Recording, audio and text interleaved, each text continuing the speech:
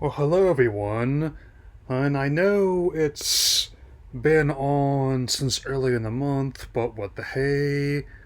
I thought I would give my first impressions on the new animated television show StuGo, which is the brainchild of a one Ryan Gillis, and apart from a few people with similar names, he does not appear to have an IMDb page, so looks like we have a new challenger here, folks. And let's talk about the show itself. Now, it's gonna be wild. The show follows six eccentric but intelligent tweens who get invited to what they believe is an exclusive summer camp in the Caribbean islands, but turns out to be a much more or wild island that's headed up by a one Dr. Lula, who I'm not sure is like a Moreau kind of character type, but at the very least she's gives me like a John Hammond vibe. She spared no expense for her her own research, and but whether she likes it or not is one for the children as well. I mean, in which she's quite an enigmatic figure. Like one moment he's doing experiments with a giant laser gun, and the next she's vibing to island music while drinking a smoothie she made.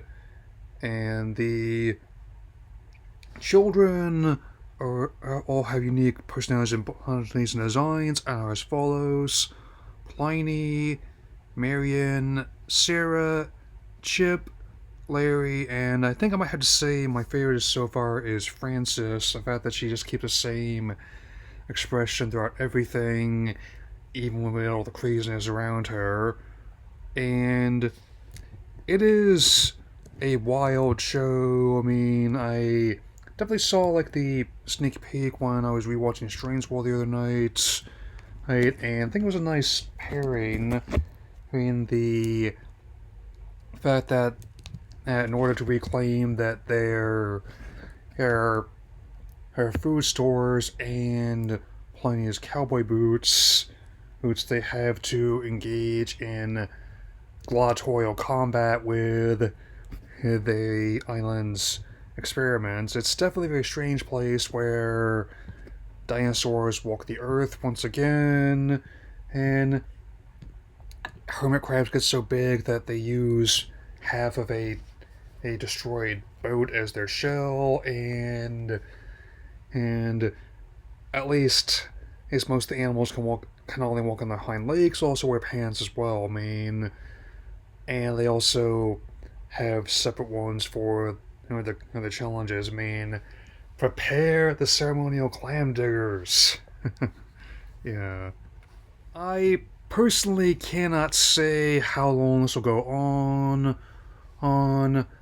I personally don't think it'll last on as other big ones, but so far I'm actually enjoying what I'm seeing. And there is a method to the madness. I mean, as even though the children quickly find out that it's not the camp that they were initially promised, they still make the most of it before they head back home from the summer. I mean, where and discover not only new things about themselves but also about their new setting, where they have one episode has like a diorama experimental figurines as well as like an open juice bar. I mean, so and naturally things go off the rails quickly. He, I mean, when you put together a bunch of tweens and sugary juice, these things happen. I mean, it reminds me a bit of the Indian Cover movie from 1995, which contains a scene that was not in the book about the main character putting his figurines of Vader, Robocop, and Rex from Jurassic Park among a few others. And it's still a scene I have a soft spot for, admittedly. Since it definitely is a balanced sense of wonder, and also how Chip specifically wants to who shed his more insecure aspects by doing things like ripping off his sleeves and making him a stellar omelet that'll quite literally he knock his friend's socks off, which comes in handy when they end up coming across like it's not another one they've produced in the last 5 or 6 years where there there's lots of lethal flora and fauna, at least potentially lethal flora and fauna on the island. I mean, where as if it was like a video game where it's easy to count on like the plants and animals that won't try and cause their vacation end prematurely, and the ones that will. And once he cracks the omelet recipe, he because one of as Marion happens to wear her entire wardrobe that day, just to be on the safe side, he's able to weaponize the as like the socks and a rapid fire like a t-shirt cannon if it were able to classify it as a weapon of some sort. I mean, so it's out there. I also like the color palette they're going with as well. I mean, the whole lush island environment, and even has also different biomes. With the main one being, of course, the tropics. There's also a rainy forest, a frozen tundra, and a vast desert. And also, it has like a simulated nation of space. And it's because she wants to have a specific kind of Lula wants to have a specific kind of art done on the moon, and not have something that says like "Hi, I'm Big Butt Skinner" on it. Where so I personally prefer like the smiley face, kind of like how the one Doctor Manhattan left on Mars, but still, yeah. So even though I once again fortunate enough to have missed all the discourse around the show pre-release, I definitely think it's making good on one of my new things taken up, where I try to not look up too any views on social platforms, or to wait as much as I can until I get official details before I watch something, just to keep my own point of view as pure as I can. I mentioned this when I talked about Section 31, but I only skimmed him and the reviews on that movie before I determined that it was okay. And at the very least, it's got more of a plot to it than other shows I put out do, and enough redeeming qualities in his characters that I could at least see myself of spending time with them. Um, Even though it's clear here that the camp on this island is far outside the usual jurisdiction. I mean, heck, some of the ones I went to only did things like the zipline controlled environments.